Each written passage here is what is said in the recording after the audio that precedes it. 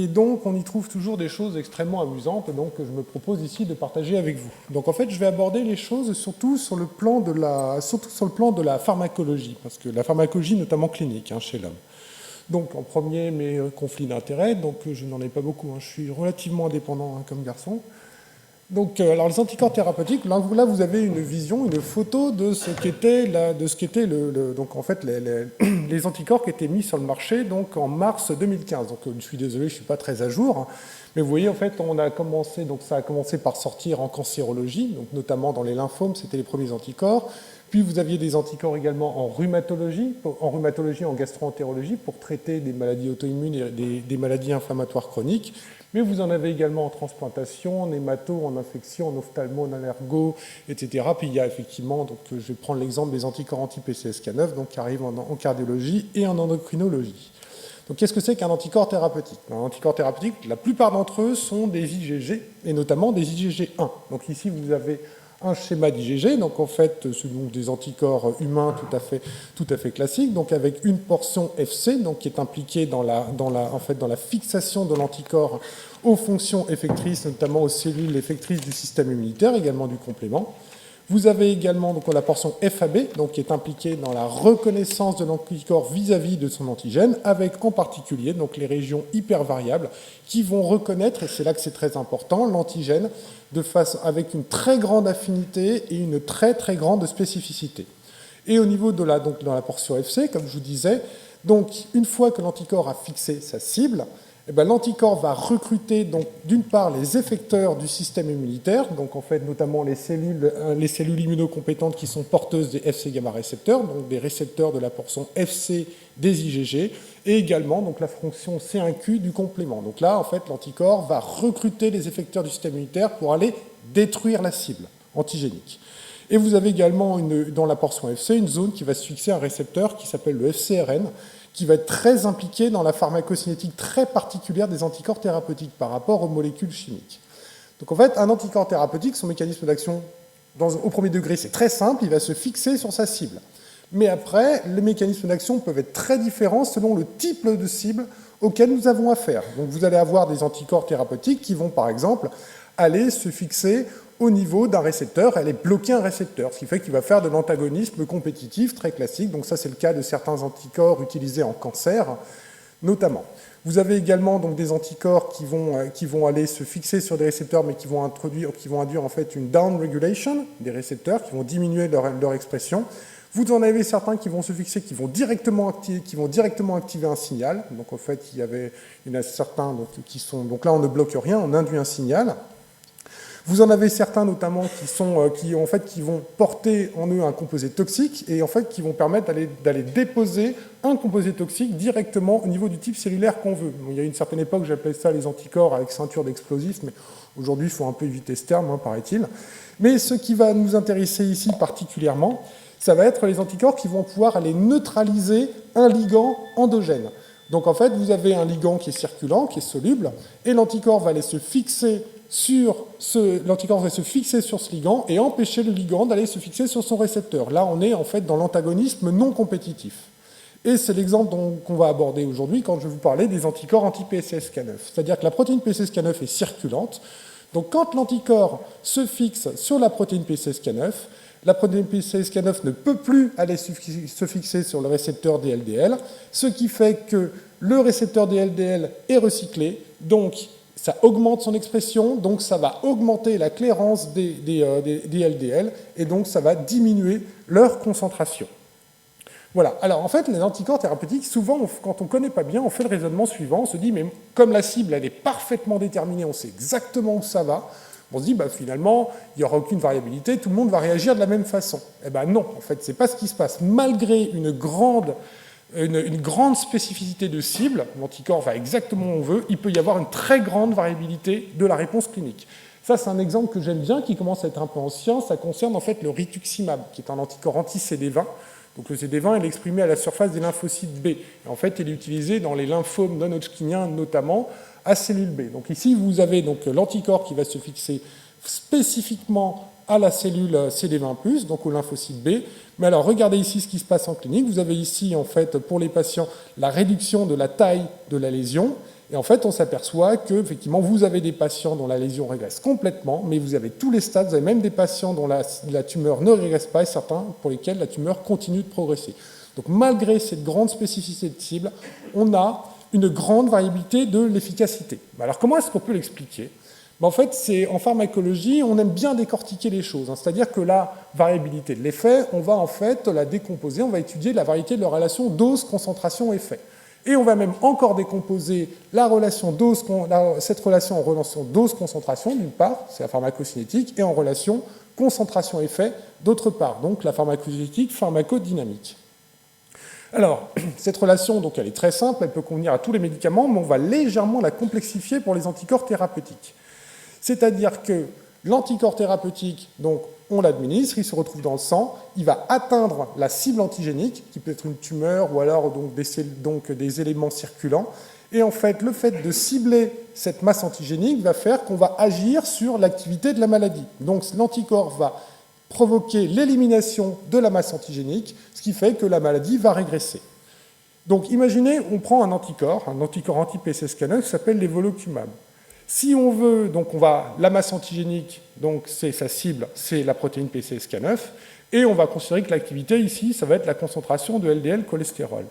Effectivement, l'anticorps, vous l'administrez, ici en bleu, vous allez avoir une forte réduction de l'expression de la protéine, donc de la protéine cible, et en fait, la forte diminution de cette protéine cible va entraîner une diminution de la concentration en LDL cholestérol. Donc ça, c'est une approche dose, concentration, masse antigénique, activité qui est extrêmement classique.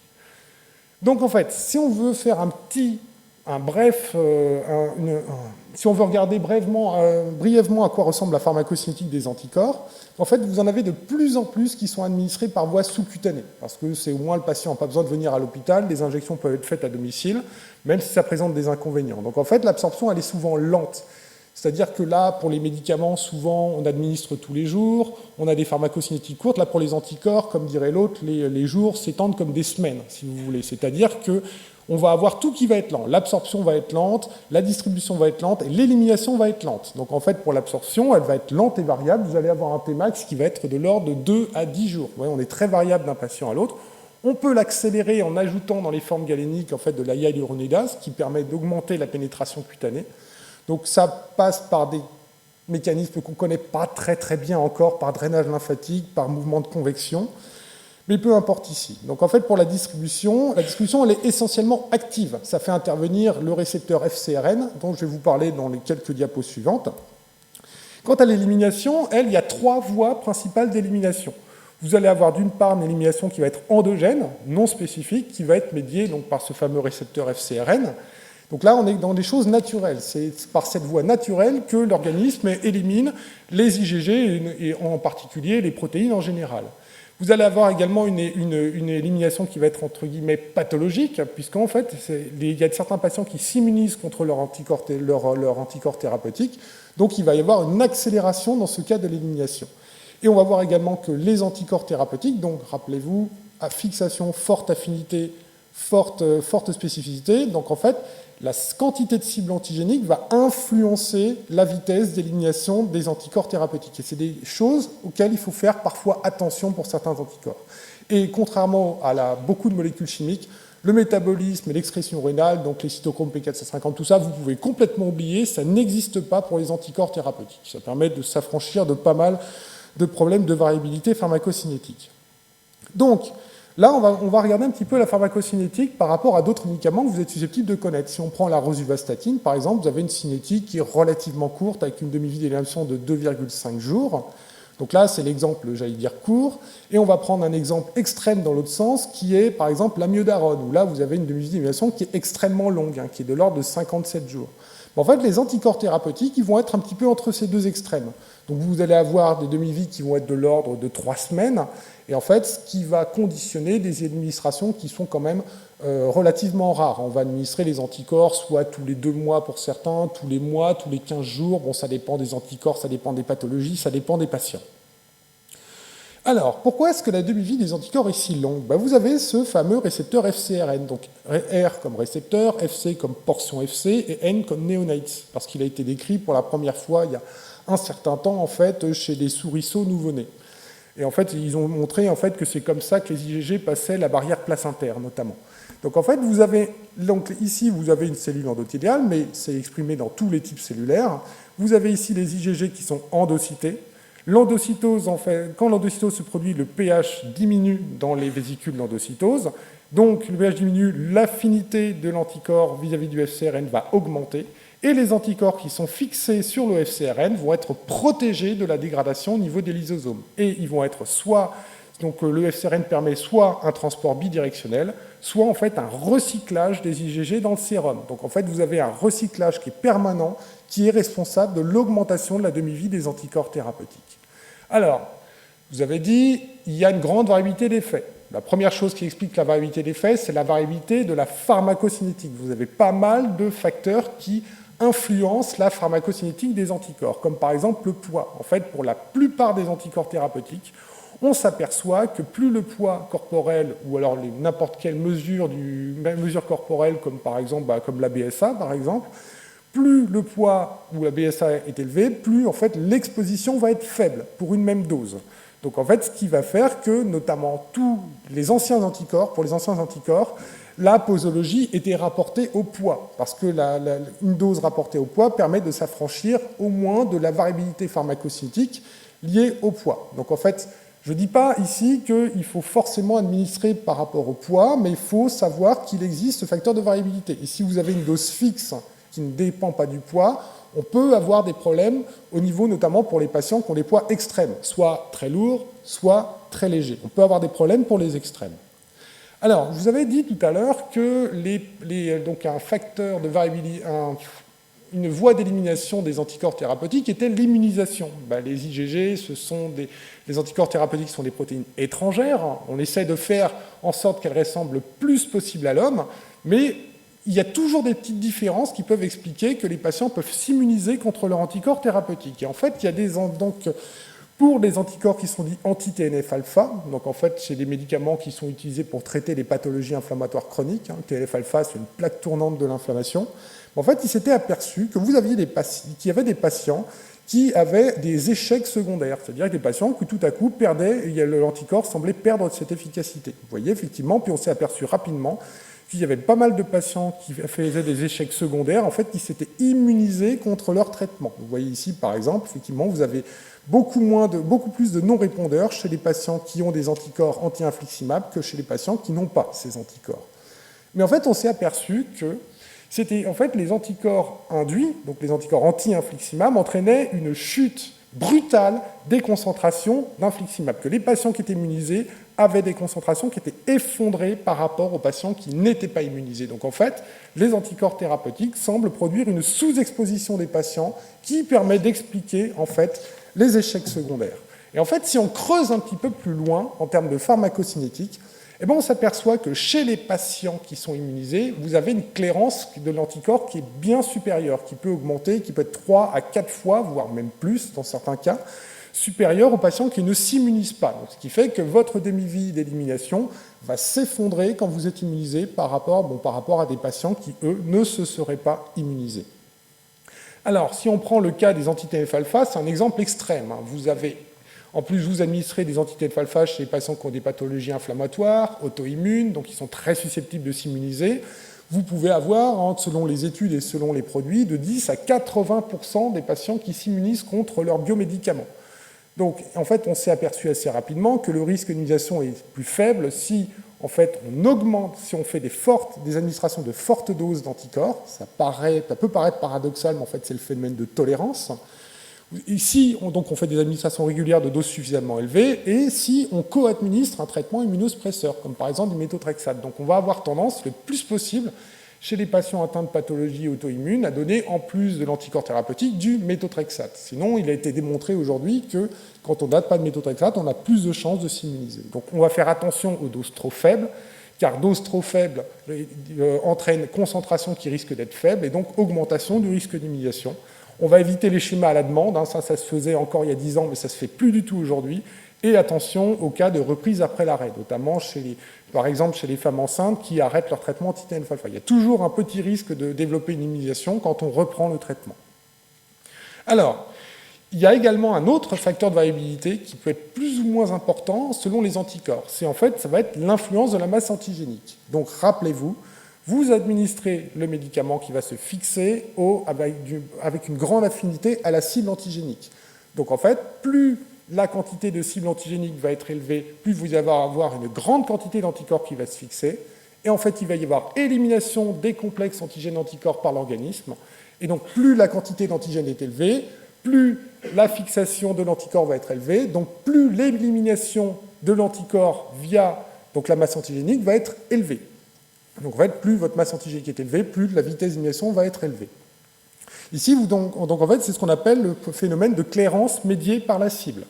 En fait, ça peut présenter un cercle vicieux, c'est-à-dire que vous avez des patients qui ont par exemple une maladie très active avec une forte masse antigénique. C'est ces patients qui ont besoin de beaucoup de médicaments justement pour contenir la production du médiateur de l'inflammation ou de la tumeur. Et c'est justement ces patients qui vont avoir une élimination plus importante et qui vont donc se retrouver en sous-exposition. Donc c'est pour ça que dans certains cas, il est important de prendre en compte l'activité de la maladie quand on va administrer l'anticorps thérapeutique. Vous voyez ici, l'élimination non spécifique, c'est l'élimination qui est endogène.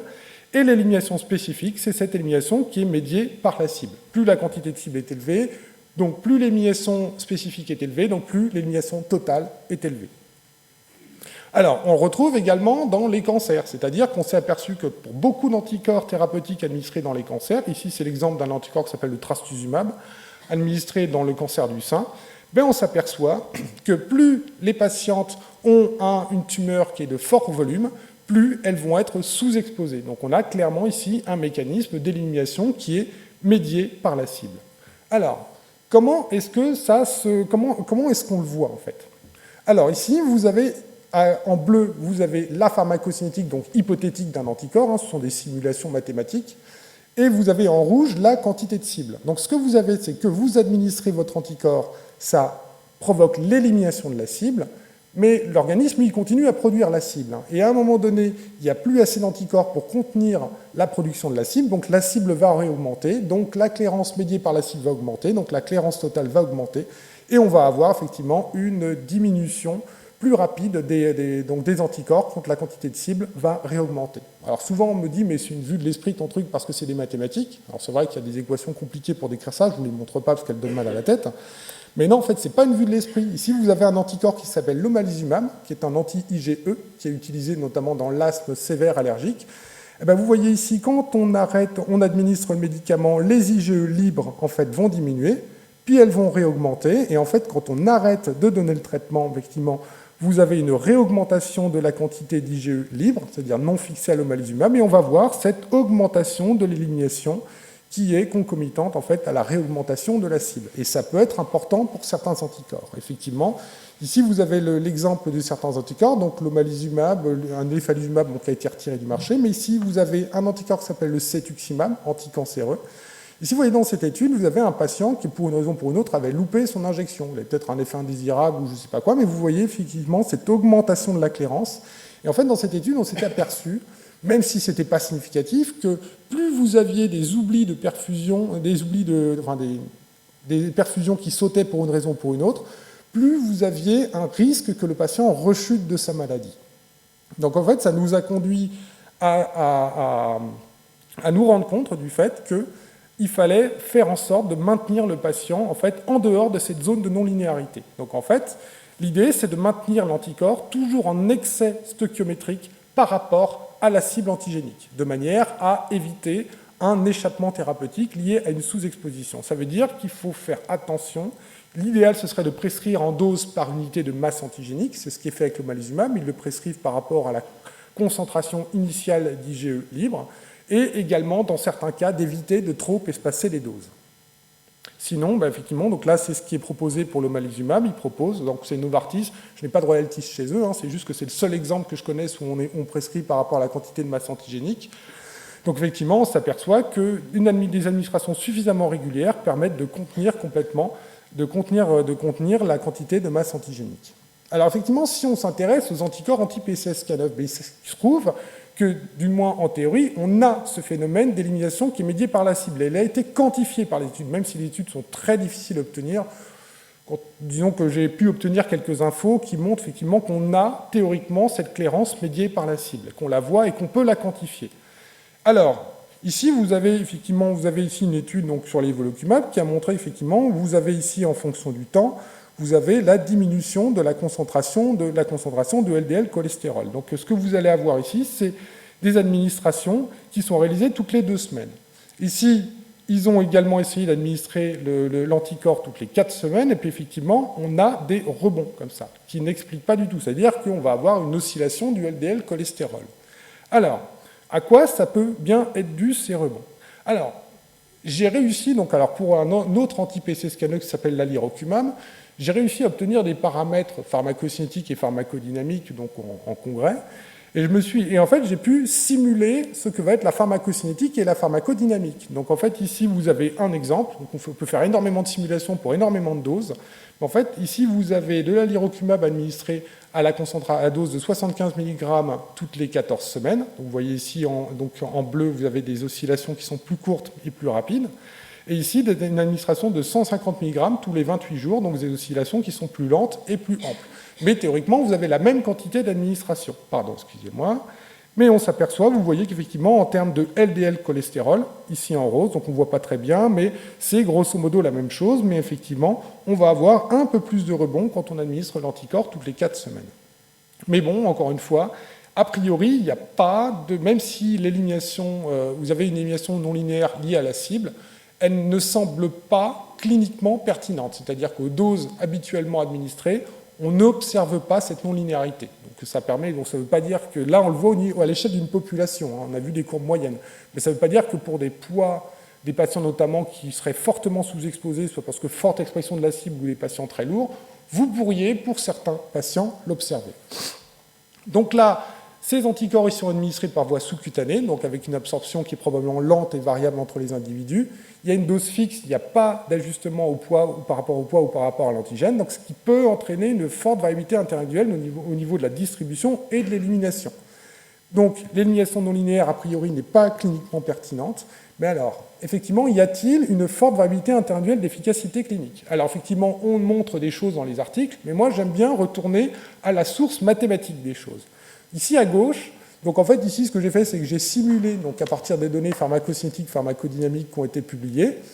Donc effectivement à gauche vous avez la variabilité pharmacocinétique. En fait on a ici des intervalles de prédiction. Donc vous avez ici donc un intervalle de prédiction qui va, alors c'est pas 25, hein, c'est 0,5, la médiane 50 et 95%. C'est-à-dire que vous avez un intervalle à 90%. Vous avez 90% des patients qui se situent là-dedans. Donc ici, effectivement, on peut deviner une petite non-linéarité d'élimination pour les patients chez qui les concentrations sont particulièrement basses. Alors ici, on a l'efficacité, on a la variation du LDL cholestérol en fonction du temps. Vous avez vu, il y a une très grande variabilité en termes d'efficacité. C'est-à-dire que là, vous avez 90% des patients, vous avez beaucoup de patients qui vont être à ce niveau-là, vous avez 50% des patients en dessous, mais également 50% des patients au-dessus. Donc effectivement, ça veut dire que si vous avez une grande variabilité d'effets et que vous avez une relation concentration-effet, il peut être nécessaire pour certains patients d'effectuer un ajustement individualisé. Effectivement, comme pour ces anticorps, il va exister plusieurs doses et également plusieurs schémas d'administration, soit tous les 15 jours, soit tous les mois. Mais effectivement, ça permettra d'ajuster ce genre de choses. Mais ça nécessitera de faire des mesures, soit de LDL cholestérol, soit, en dernière instance, de la concentration de l'anticorps thérapeutique. Mais bon, vous êtes des endocrinologues, je crois que l'ajustement posologique, vous connaissez tout particulièrement, donc je ne pense pas que ce soit des choses qui vous choquent particulièrement.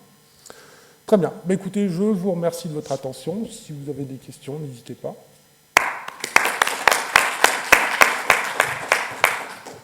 Merci beaucoup pour cet exposé extrêmement clair sur une classe thérapeutique qu'on découvre. Est-ce qu'il y a des questions dans la salle? Oui, devant. Il y a un micro qui arrive. Est-ce qu'il y a un mécanisme de pharmacogénétique, en particulier sur les phénomènes d'immunisation dont vous avez parlé, qui est en ligne de compte? Alors, à mon sens, il y en a beaucoup qui ont été recherchés. Il n'y en a aucun qui a été trouvé. Bon, après, ça, on pourra aller vraiment dans des détails, mais on ne va pas y aller ici, mais il n'y a rien de très probant. On a cherché, mais il n'y a rien de très probant. Je sais que ça effraie tout le monde, hein, l'immunisation, surtout que pour ces anticorps, si je peux me permettre, en fait, je vais un petit peu extrapoler. L'immunisation, il faut considérer que vous allez en avoir. Alors, ces produits, il y a beaucoup de raisons d'imaginer que vous allez avoir moins d'immunisation que n'auraient vos collègues rhumatologues et gastro-entérologues, les anti-TNF-alpha. Vous risquez sûrement d'en avoir moins, mais il y en aura. Mais ça se gère, une immunisation. Déjà, il va y avoir 3 produits sur le marché. Il y a très peu d'immunisation croisée entre les produits. C'est-à-dire que si vous êtes immunisé contre l'un des produits, il y a très peu de chances d'imaginer que votre patient va être immunisé également contre l'autre produit. Même si, bon, voilà. Mais effectivement, vous allez en avoir dans la mesure où il est tout à fait possible que vous traitiez des patients qui ont des pathologies concomitantes comme des polyarthrites rhumatoïdes. Mais rassurez-vous, une immunisation, ça se gère. Hein. Les gastro-entérologues et les rhumatologues savent faire. Donc, ce n'est pas un problème insurmontable, si vous voulez. Et le risque de l'immunisation, c'est essentiellement la perte d'efficacité thérapeutique. Il n'y a pas de réaction allergique ou autre. Si, il y en a. C'est-à-dire qu'une immunisation va entraîner notamment des douleurs au point d'injection. Vous allez avoir des patients qui vont avoir mal à la tête, qui vont avoir des douleurs abdominales pas forcément expliquées. Mais bon, c'est surtout la perte d'efficacité. Ce n'est pas une allergie, hein, cette immunisation. Souvent, ce n'est pas des IgE, c'est des IgG. Donc, il ne va pas y avoir d'œdème de Coin. Bon, il y a par exemple des anticorps qui peuvent induire une allergie, mais ils sont très rares. Hein. Il y en a quelques-uns. Parce que ils l'ont développé, il y a le hasard du développement fait que il y a des patients qui sont immunisés contre les IgG de souris, etc. Mais là, il n'y a aucun produit d'origine de souris. Donc, ils le sauraient probablement déjà hein, s'il y avait ce genre de risque. Vous avez bien présenté tous les mécanismes qui pouvaient moduler l'efficacité des anticorps. Il n'apparaît pas que l'âge ou la fonction rénale soit en cause. Est-ce que Alors, la fonction rénale, elle peut être en cause si vous avez un syndrome néphrotique. Donc, effectivement, dans ce cas-là, on ouvre les pores, etc. Donc, l'anticorps, effectivement, peut passer. Ça a été décrit notamment des syndromes néphrotiques chez des enfants traités par rituximab. Vous aviez effectivement une musique qui était beaucoup plus faible, qui pouvait tomber à 2-3 jours. Mais sinon, s'il n'y a pas de pathologie rénale de ce type, il n'y a pas d'élimination rénale. La deuxième partie de votre question, c'était l'âge. C'est décrit dans certaines études, mais ce n'est pas cliniquement pertinent. Richard Maréchaux.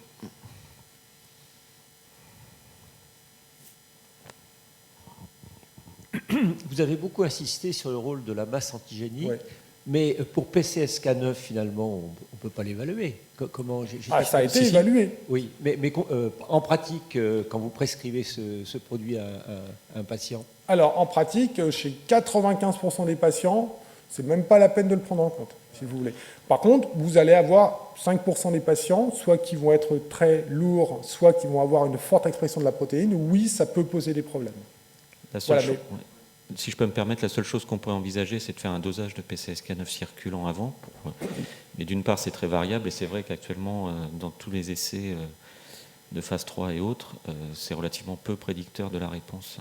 C'est-à-dire qu'il y a suffisamment d'anticorps pour bloquer. Mais par exemple, dans les hypercholestérolémies familiales, parce que PCSK9 est clairé, du moins est capté par le récepteur OLDL, qui est déficient, donc il y a souvent des taux plus importants de masse antigénique nécessitant des doses plus fortes. Moi, ça m'amuserait d'aller calculer tout ça. Ouais. Et juste une question, parce que vous êtes certainement au courant, il y a des essais de phase 1 qui débutent avec des vaccins anti-PCSK9. Est-ce qu'il y a eu d'autres exemples dans le monde des anticorps monoclonaux sur une cible où on est passé d'un traitement par anticorps monoclonal à une vaccination? Alors, ça existe pour le TNF-alpha. C'est-à-dire qu'il y a beaucoup d'essais où on cherche à vacciner les gens contre le TNF-alpha. Alors, moi, je ne suis pas trop cette littérature, mais bon, aujourd'hui, ils se méfient. Hein. Ils se méfient parce qu'ils se disent, oh là là, on va vacciner contre un truc qui s'appelle le Tumor Necrosis Factor. Donc, ils se disent, effectivement, ce ne sera pas... disons qu'il y a déjà des effets indésirables liés à ça, donc... il y a des essais qui sont faits, mais de toute façon, je crois que ce n'est pas très probant. Je crois que c'est en cours, mais bon, après... je ne connais pas bien cette littérature. Donc votre message, c'est de dire que c'est mieux des anticorps injectables parce qu'on peut à tout moment... au moins, c'est réversible. C'est réversible. Moi, la peur que j'ai, c'est que quand vous vaccinez contre une cible, on devient irréversible. Ça devient irréversible. Et voilà, c'est... Donc, par contre, je ne peux pas en dire plus, hein, si vous voulez.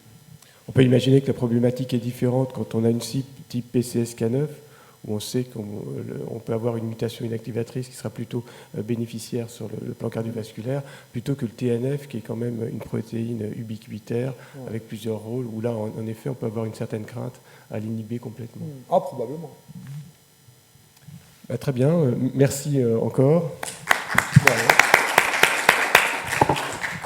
Je vais passer la parole à Bertrand Cariouf,